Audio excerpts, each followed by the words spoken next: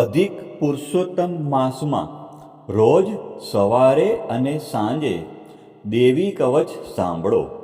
દેવી કવચ સાંભળતા પહેલાં કોમેન્ટમાં તમારી કુળદેવીનું નામ જરૂરથી લખજો અને વિડીયોના અંત સુધી જોડાયેલા રહેજો. હવે આપણે દેવી કવચનો પાઠ શરૂ કરીશું. ઓમ ચંડિકા દેવીને નમસ્કાર. માર્કંડેયજીએ કહ્યું, હે પિતામહ, જે આ સંસારમાં પરમ ગોપનીય અને મનુષ્યનું બધી રીતે રક્ષણ કરનારું છે અને જેને તમે અત્યાર સુધી બીજા કોઈ સામે પ્રગટ ન કર્યું હોય એવું કોઈ સાધન મને કહી બતાવો. બ્રહ્માજી બોલ્યા, હે બ્રાહ્મણ, એવું સાધન તો એકમાત્ર દેવીનું કવચ જ છે, જે ગોપનીય કરતાં પણ પરમ ગોપનીય, પવિત્ર તથા બધા પ્રાણીઓ ઉપર ઉપકાર કરનારું છે. હે મહામુનિ, તે તમે ધ્યાનથી સાંભળો. દેવીની 9 મૂર્તિઓ છે. તેમને નવદુર્ગા કહે છે. તેમના અલગ અલગ નામો બતાવવામાં આવે છે.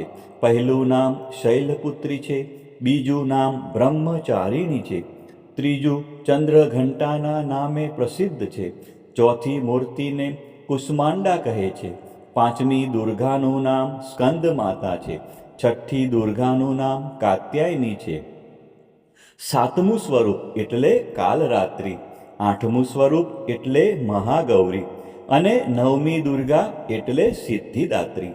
આ બધા નામ વેદ ભગવાન દ્વારા કહેવાયા છે. જ્યારે કોઈ મનુષ્ય અગ્નિથી સળગી રહ્યો હોય, યુદ્ધભૂમિમાં શત્રુઓથી ઘેરાઈ ગયો હોય, કોઈ સંકટમાં ફસાઈ ગયો હોય અથવા કોઈ ભયથી ડરી ગયો હોય અને જો મા દુર્ગાનું શરણ લીધું હોય, તેનું ક્યારેય કોઈ અમંગળ થતું નથી. યુદ્ધના સમયે મુશ્કેલી હોવા છતાં પણ તેને કોઈ વિપત્તિ ઉદ્ભવતી નથી. તેને શોક, દુઃખ અને ભય પ્રાપ્ત થતા નથી. જેમણે દેવીનું ભક્તિપૂર્વક સ્મરણ કર્યું છે તેમનો અભ્યુદય નક્કી છે. હે દેવી, જેઓ તમારું ચિંતન કરે છે તેમનું તમે ચોક્કસ કલ્યાણ કરો છો, તેમનું તમે ચોક્કસ રક્ષણ કરો છો. ચામુંડા દેવી પ્રેત ઉપર આરૂઢ થયેલા હોય છે અને વારાહી દેવી પાડા પર સવારી કરે છે અને ઐન્દ્રીનું વાહન ઐરાવત હાથી છે. વૈષ્ણવી દેવી ગરુડ પર આવે છે અને માહેશ્વરી દેવી આખલા પર આરૂઢ થયેલા હોય છે. કૌમારી દેવીનું વાહન મોર છે.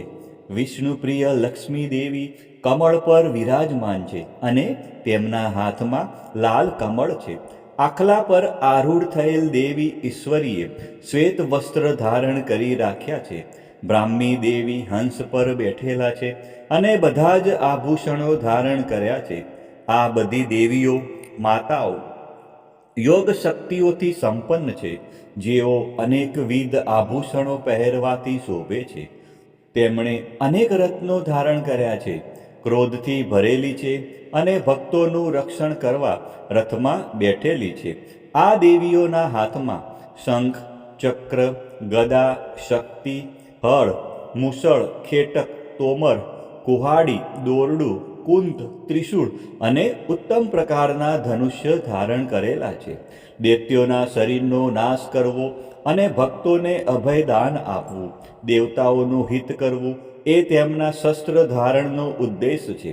મહારૌદ્ર રૂપ, અત્યંત ઘોર પરાક્રમી, મહાબલી અને મહા ઉત્સાહયુક્ત હે દેવી, તમે મહાન ભયનો નાશ કરનારા છો. તમને મારા નમસ્કાર છે. તમારી સામે જોવું પણ મુશ્કેલ છે.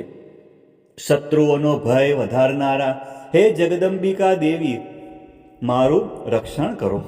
પૂર્વ દિશામાં ઐન્દ્રી શક્તિ મારું રક્ષણ કરે, અગ્નિ ખૂણામાં અગ્નિ શક્તિ, દક્ષિણ દિશામાં વારાહી દેવી તથા નૈઋત્ય ખૂણામાં ખગધારિણી દેવી મારું રક્ષણ કરે, પશ્ચિમ દિશામાં વારુણી દેવી અને વાયવ્ય ખૂણામાં હરણ પર સવારી કરનારા દેવી મારું રક્ષણ કરે, ઉત્તર દિશામાં કુમારી દેવી અને ઈશાન ખૂણામાં શૂલધારિણી દેવી મારું રક્ષણ કરે. હે બ્રહ્માણી દેવી, તમે ઉપરની બાજુએ મારું રક્ષણ કરો. હે વૈષ્ણવી દેવી, તમે નીચેની બાજુએ મારું રક્ષણ કરો. આ જ પ્રમાણે શબ જેનું વાહન છે તે ચામુંડા દેવી દસે દિશાઓમાં મારું રક્ષણ કરો. જયા દેવી આગળની બાજુએ અને વિજયા દેવી પાછળની બાજુએ રક્ષણ કરે. ડાબા ભાગે અજિતા દેવી, જમણા ભાગે અપરાજિતા દેવી મારું રક્ષણ કરે. ઉદ્યોતિની દેવી શિખાનું રક્ષણ કરે અને ઉમા દેવી મારા મસ્તક પર વિરાજિત થઈને મારું રક્ષણ કરે. માલાધરી દેવી મારા કપાળનું અને યશસ્વિની દેવી મારી ભમરોનું રક્ષણ કરે. ત્રિનેત્રા દેવી ભમરોના મધ્ય ભાગનું અને યમઘંટા દેવી નાસિકાઓનું રક્ષણ કરે. શંખીની દેવી બંને આંખોના મધ્ય ભાગનું રક્ષણ કરે અને દ્વારવાસીની દેવી કાનોનું રક્ષણ કરે. કાલિકા દેવી ગાલોનું તથા સાંકરી દેવી કાનોના મૂળ ભાગોની રક્ષા કરે. સુગંધા દેવી નાસિકાઓની અને ચર્ચિકા દેવી ઉપરના હોઠનું રક્ષણ કરે. અમૃતકલા દેવી નીચેના હોઠનું અને સરસ્વતી દેવી જીભનું રક્ષણ કરે. કૌમારી દેવી મારા દાંતનું અને ચંડિકા દેવી કંઠ ભાગનું રક્ષણ કરે. ચિત્રઘંટા દેવી ગળાની ઘંટિકાનું અને મહામાયા દેવી તાળવાનું રક્ષણ કરે. કામાક્ષી દેવી દાઢીનું અને સર્વમંગલા દેવી મારી વાણીનું રક્ષણ કરે. નીલગ્રીવા દેવી કંઠના બહારના ભાગનું અને અન્નનલિકાનું કૌબેરી દેવી રક્ષણ કરે. ખગીની દેવી બંને ખભાઓનું અને વ્રજધારિણી દેવી મારા બંને બાહુઓનું રક્ષણ કરે. દંડીની દેવી બંને હાથોનું અને અંબિકા દેવી આંગળીઓનું રક્ષણ કરે. સુલેશ્વરી દેવી નખોનું રક્ષણ કરે અને કુલેશ્વરી દેવી કુખ અને પેટનું રક્ષણ કરે. મહાદેવી બંને સ્તનોનું અને શોક વિનાશીની દેવી મનનું રક્ષણ કરે. લલિતા દેવી હૃદયનું અને શૂલધારિણી દેવી ઉદરનું રક્ષણ કરે. કામિની દેવી નાભીનું અને ગુહેશ્વરી દેવી ગુહ ભાગનું રક્ષણ કરે. પૂતના દેવી અને કામિકા દેવી લિંગનું અને પાડાને વાહન બનાવનાર દેવી ગુદાનું રક્ષણ કરે. ભગવતી દેવી કટી પ્રદેશનું અને ઘૂંટણોની રક્ષા વિંધ્યવાસીની દેવી કરે. સર્વ કામનાઓ પૂરી કરનારા દેવી જંગાઓનું રક્ષણ કરે. નારસિંહ દેવી પિંડીઓનું રક્ષણ કરે. તૈજસી દેવી બંને પગોના પૃષ્ઠભાગનું રક્ષણ કરે. શ્રીદેવી પગોની આંગળીઓનું અને તલવાસીની દેવી પગના તળિયાનું રક્ષણ કરે. પોતાની વિકરાળ દાઢોથી ભયંકર દેખાતા કરાલી દેવી નખોનું અને ઉદ્ધવકેશીની દેવી વાળનું રક્ષણ કરે. કૌબેરી દેવી રૂવાંટીના છિદ્રોનું અને વાઘેશ્વરી દેવી ત્વચાનું રક્ષણ કરે. પાર્વતી દેવી રક્ત, મજ્જા, વસા, માંસ, હાડકાં અને મેદનું રક્ષણ કરે. કાલરાત્રિ દેવી આંતરડાઓનું અને મુકુટેશ્વરી દેવી પિત્તનું રક્ષણ કરે. પદ્માવતી દેવી કમળ કોષોના મૂળ આધારનું અને ચૂડામણી દેવી કફનું રક્ષણ કરે. જ્વાળામુખી દેવી નખોના તેજનું અને અભેગા દેવી સમસ્ત સાંધાઓનું રક્ષણ કરે. હે બ્રહ્માણી દેવી, તમે મારા વીર્યનું રક્ષણ કરો. હે છત્રેશ્વરી દેવી, તમે મારી છાયાનું રક્ષણ કરો. હે ધર્મધારિણી દેવી, મારા અહંકાર, મન અને બુદ્ધિનું રક્ષણ કરો. હે વ્રજ ધારણ કરનારા દેવી, મારા પ્રાણ, અપાન, વ્યાન, ઉદાન અને સમાનનું સંરક્ષણ કરો. કલ્યાણથી શોભતા હે દેવી, મારા પ્રાણનું રક્ષણ કરો. યોગીની દેવી રસ, રૂપ, ગંધ, શબ્દ અને સ્પર્શનું અને હે નારાયણી દેવી, તમે મારા સત્વ, રજ અને તમો ગુણનું રક્ષણ કરો. વારાહી દેવી આયુષ્યનું રક્ષણ કરે. વૈષ્ણવી દેવી ધર્મનું રક્ષણ કરે તથા ચક્ર ધારણ કરનારા દેવી યશ અને કીર્તિ, લક્ષ્મી અને ધનનું તેમજ વિદ્યાનું રક્ષણ કરો. હે ઇન્દ્રાણી દેવી, તમે ગોત્રનું રક્ષણ કરો. હે ભૈરવી દેવી, તમે મારી પત્નીનું રક્ષણ કરો. હે ચંડિકા દેવી, તમે મારા પશુઓનું રક્ષણ કરો. હે મહાલક્ષ્મી દેવી, તમે મારા પુત્રોનું, સંતાનોનું રક્ષણ કરો. હે સુપતા દેવી, મારા પથનું અને ક્ષેમકરી દેવી, મારા માર્ગનું રક્ષણ કરો. હે મહાલક્ષ્મી દેવી, રાજદ્વારી કાર્યોમાં મારું રક્ષણ કરો. તથા સર્વ બાજુએ રહેલા વિજયા દેવી, ચારે બાજુ રહીને મારું રક્ષણ કરો.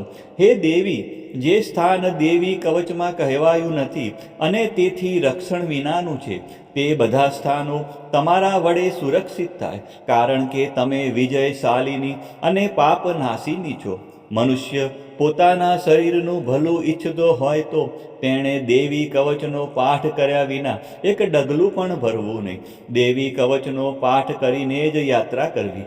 દેવી કવચના પાઠથી બધી બાજુથી સુરક્ષિત થયેલો મનુષ્ય જ્યાં જ્યાં જાય છે ત્યાં ત્યાં તેને ધન લાભ થાય છે. સઘળી કામનાઓ પર વિજય પ્રાપ્ત થાય છે. તે જે અભિષ્ટ વસ્તુનું ચિંતન કરે છે તેને તે અચૂકપણે પ્રાપ્ત કરી લે છે. તે મનુષ્ય આ પૃથ્વી ઉપર અતુલ ઐશ્વર્યને પામે છે. દેવી કવચથી રક્ષાયેલો મનુષ્ય નિર્ભય થઈ જાય છે. યુદ્ધમાં તેમનો પરાજય થતો નથી તથા તે ત્રણેય લોકમાં પૂજનીય બને છે. આ દેવી કવચ દેવતાઓને પણ દુર્લભ છે.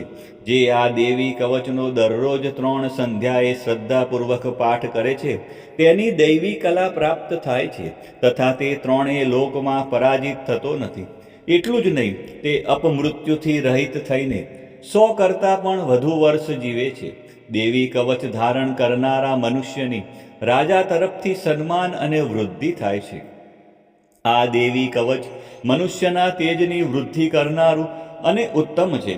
આ દેવી કવચનો પાઠ કરનારો મનુષ્ય પોતાની કીર્તિથી શોભા પામીને પૃથ્વી ઉપર પોતાના સુયશ સાથે સાથે વૃદ્ધિ પામે છે.